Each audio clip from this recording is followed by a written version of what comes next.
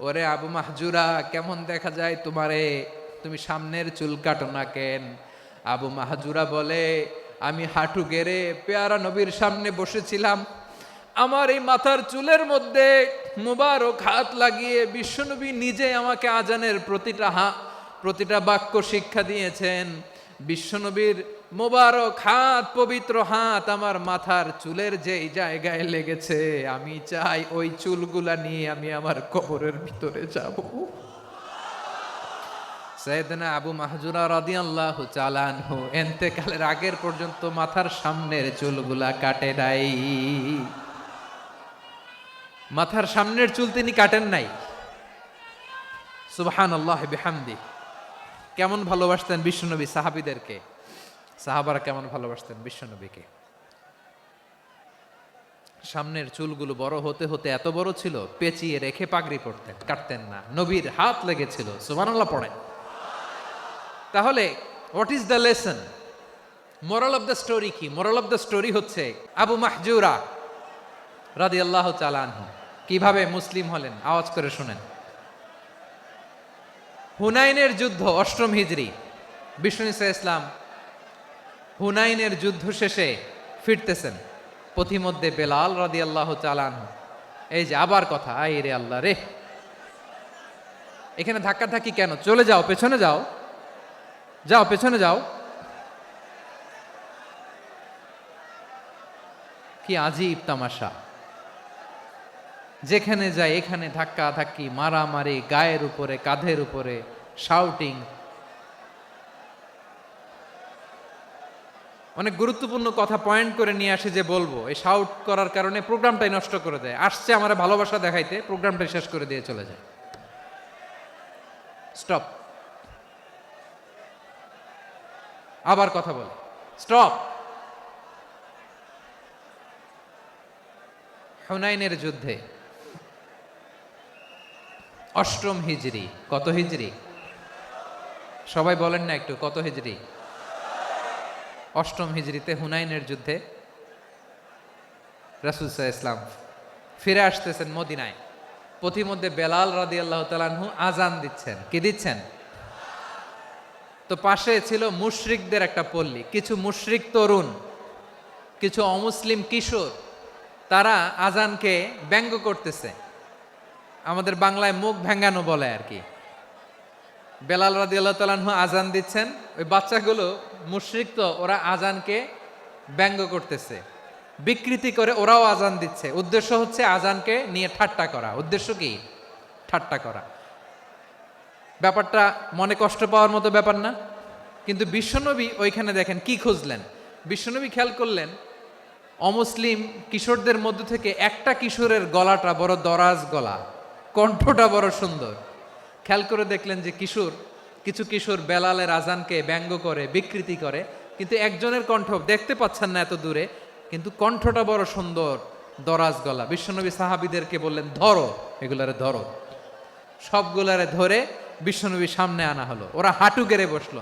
বিশ্বনবী বললেন, তোমাদের মধ্যে কে যেন ব্যঙ্গ করে আজান দিচ্ছিল, তার গলাটা বড় উঁচু, গলার বেইসটা বড় মজবুত, মেলোডিয়াস, সুমধুর কণ্ঠ। কে? আবু মাহজুরা বলে, আমার বন্ধুরা সবাই আমার দিকে আঙ্গুল দেখায়, আমি পড়ে গেছি বিপদে। রাসূল সাল্লাল্লাহু আলাইহি ওয়াসাল্লাম বাকি অমুসলিম তরুণদেরকে ছেড়ে দিলেন, বললেন তোমরা যাও। এবার আবু মাহজুরারে পাইছে। আবু মাহজুরার চুলের মধ্যে হাত দিলেন বিশ্বনবী, মাথায় হাত দিয়ে বললেন, এবার আজান দাও দেখি। আবু মাহজুরা বলে, আমি তো আজান দিতে জানি না, কারণ আমি তো বেলালেরটা শুইনা শুইনা দিছি, আমার তো মুখস্থ নাই, আমি তো আজান দিতে জানি না। বিশ্বনবী বললেন, জানো না? তাহলে আসো, আমি তোমারে শিখাই দেই। সুবহানাল্লাহ পড়েন।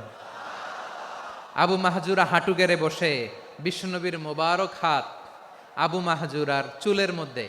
বিশ্বনবী আজানের মুআল্লিম আবু মাহজুরাকে বলতেছে, ঠিক আছে তোমারে শিখাই দিচ্ছি, আমি যা যা বলবো আমার সাথে সাথে বলো, পারবা? আবু মাহজুরা বলে, পারবো। বিশ্বনবী আজান দিচ্ছেন, মাথায় হাত দিয়ে, আল্লাহু আকবার, আল্লাহু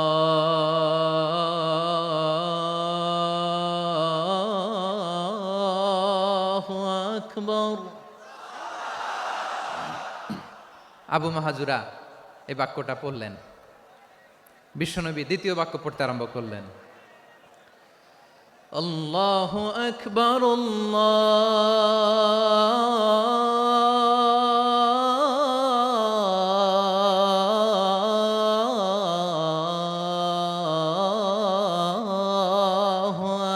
আকবার। আবু মাহাজুরা এই বাক্যটাও বললেন। বিশ্বনবী আবু মাহাজুরার মাথার মধ্যে হাত দিয়ে তৃতীয় বাক্য বললেন, আশহাদু আল্লা ইলাহা ইল্লাল্লাহ।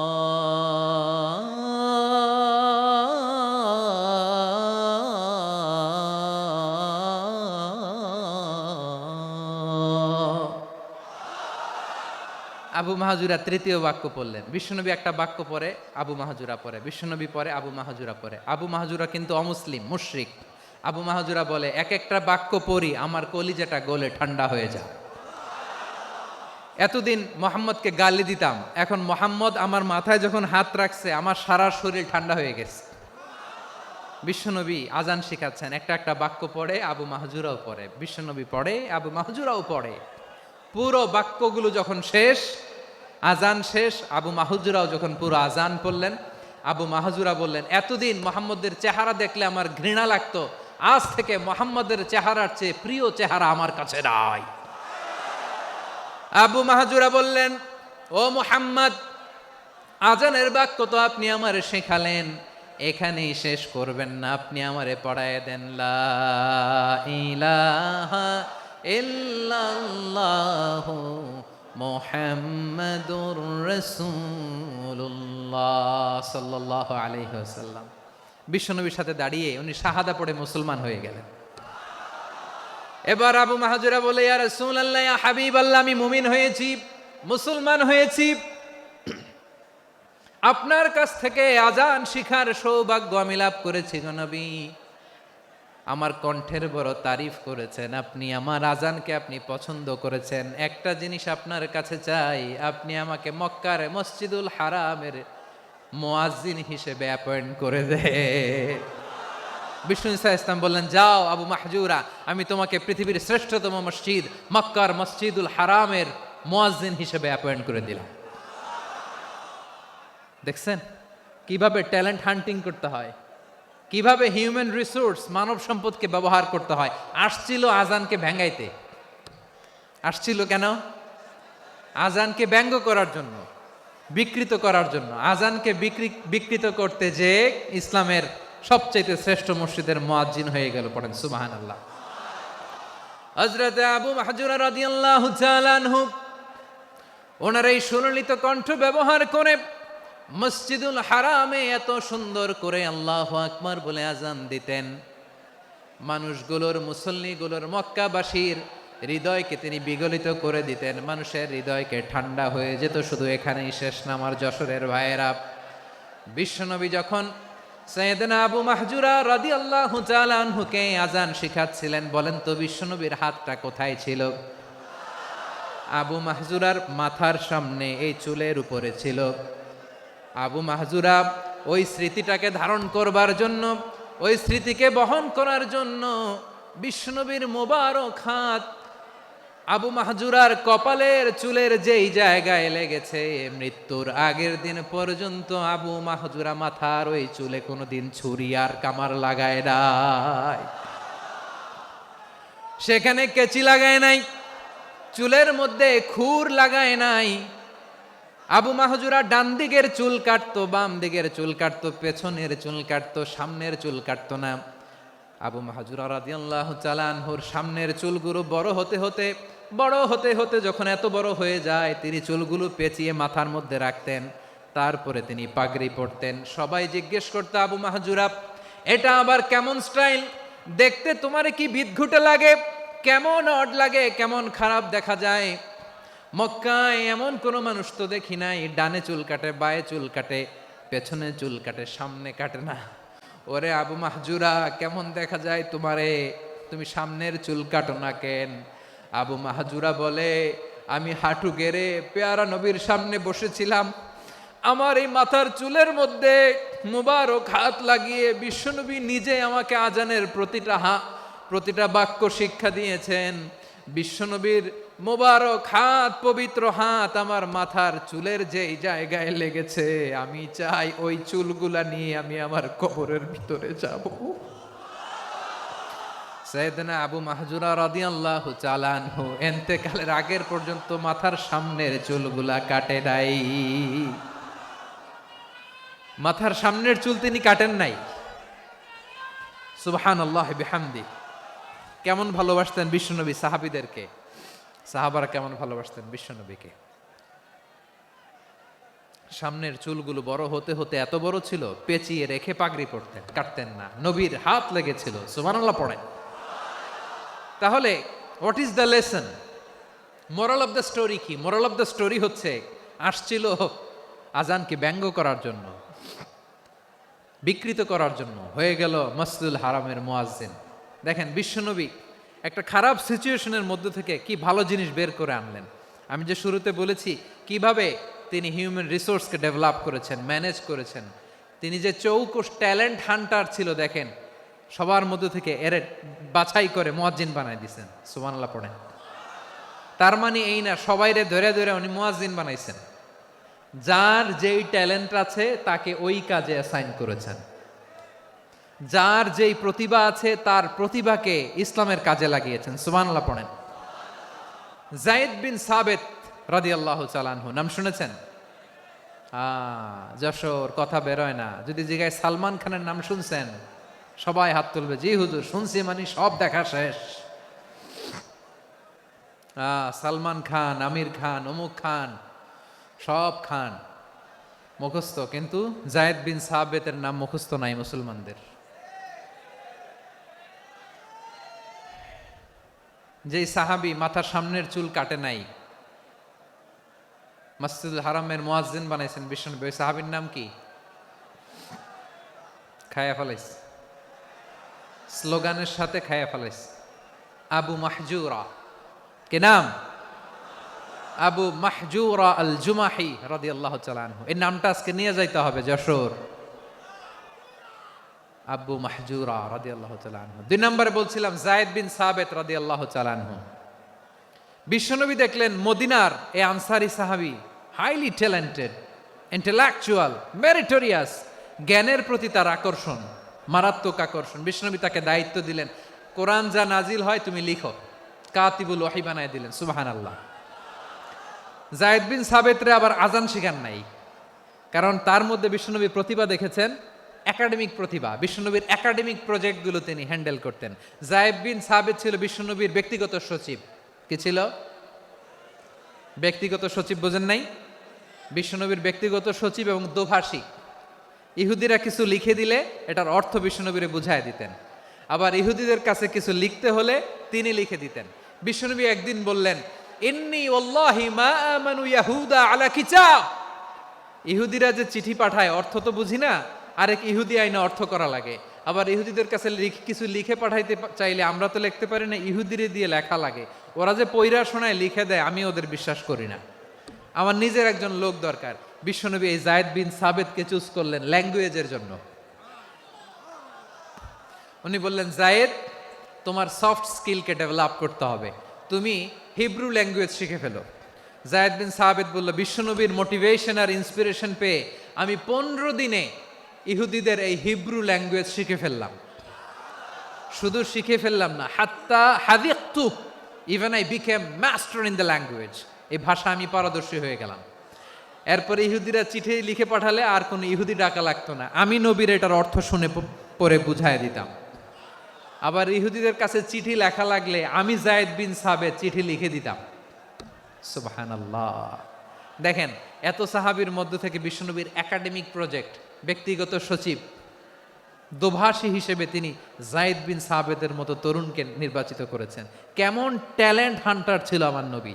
সুবহানাল্লাহ পড়বেন না?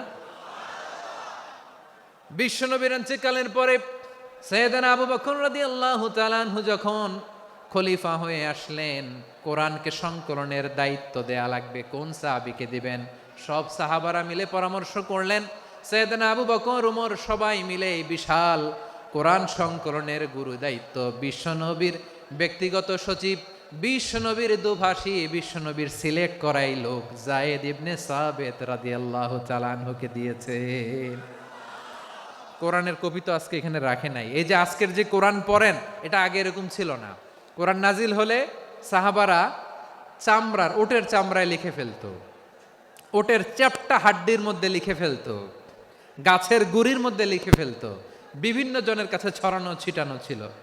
আবু বকর রাদিয়াল্লাহু তাআলা আনহু একসাথে করলেন, পরবর্তীতে উসমান রাদিয়াল্লাহু তাআলা আনহু একসাথে করলেন। 114 সূরার এখন এই মুসহাফ, এই কম্পাইলেশন, এই কপি আমরা পেয়েছি, যার হিউজ কন্ট্রিবিউশন ছিল।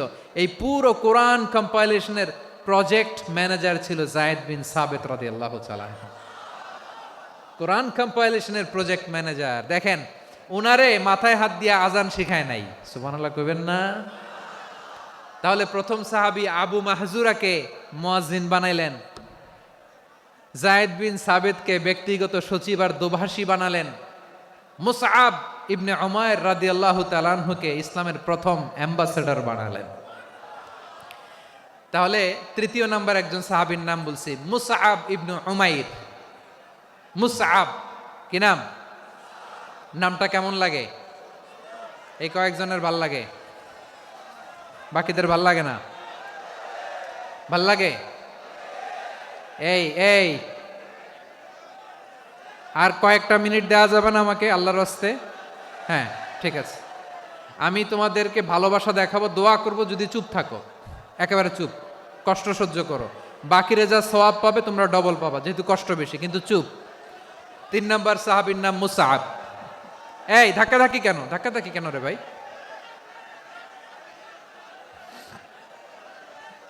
না না না, এরকম হইলে আসবো না যশোর, আমি আর আসবো না। হয় পিছনে চলে যাও, নাহলে চুপ, ধাক্কাধাক্কি নাই। 3 নাম্বার সাহাবীর নাম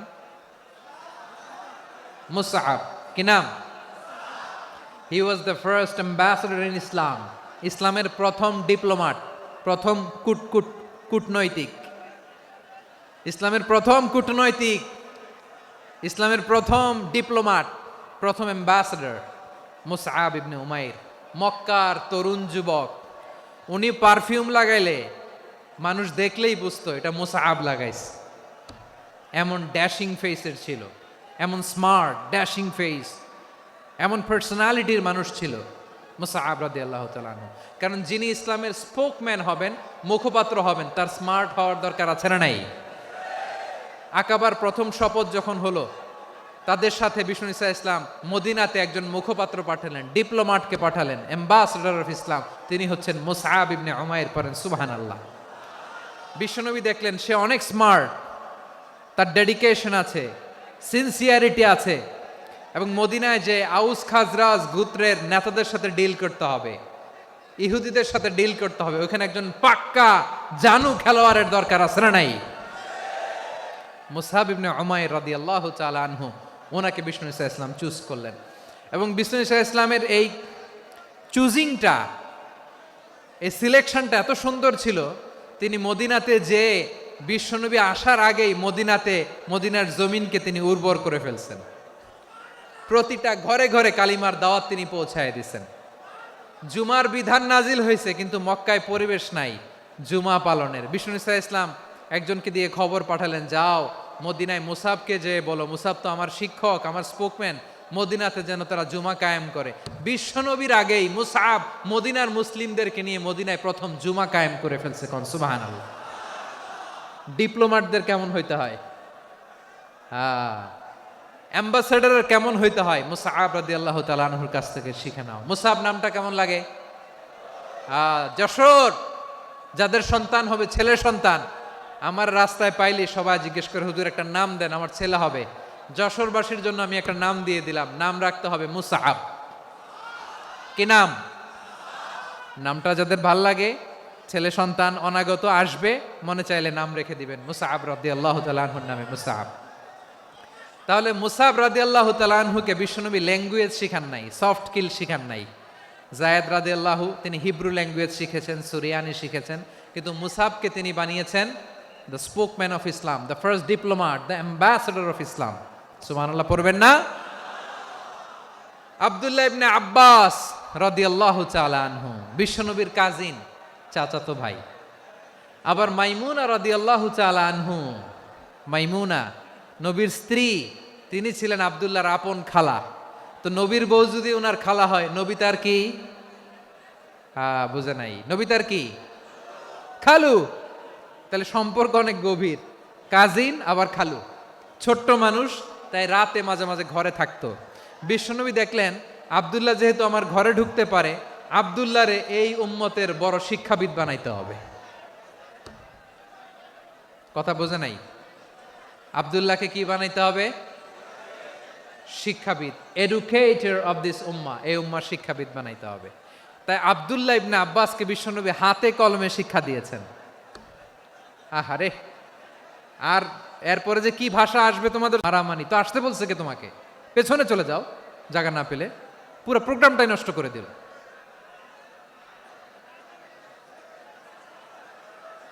জি, আমার দিকে তাকান, আমি শেষ করে দিচ্ছি। হবে না, ইন্টেলেকচুয়াল আলোচনা এখানে হবে না, আমি বুঝতে পারছি, আমি শেষ করে দিচ্ছি। আব্দুল্লাহ ইবনে আব্বাস রাদিয়াল্লাহু তাআলা আনহু, মনোযোগ দিয়ে কয়েকটা মিনিট শুনুন, আমি এখনই শেষ করে দিচ্ছি, এরপর আওয়াজ করবে। এই যে এগুলো কি আমি বুঝলাম না। আমি বললাম না সব করা যাবে, বসে যাও, শুয়ে যাও, চলে যাও, আওয়াজ করা যাবে না। অন্যকে বসো এটাও বলার দরকার নাই, জাস্ট এদিকে তাকাও। আল্লাহ।